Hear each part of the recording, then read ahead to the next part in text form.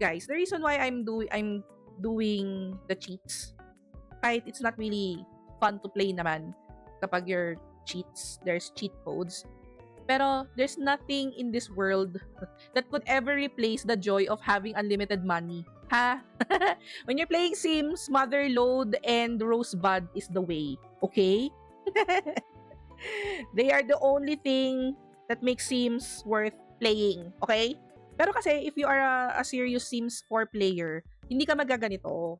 Parang ano matawag nito? Meron sila kasi sinasabi na naka sandbox mode tayo, guys. Speaking of sandbox, I have like City Skylines. I have I'm always playing sandbox kasi I have the freedom to create more. Kasi parang doon ata I like creating stuff kasi.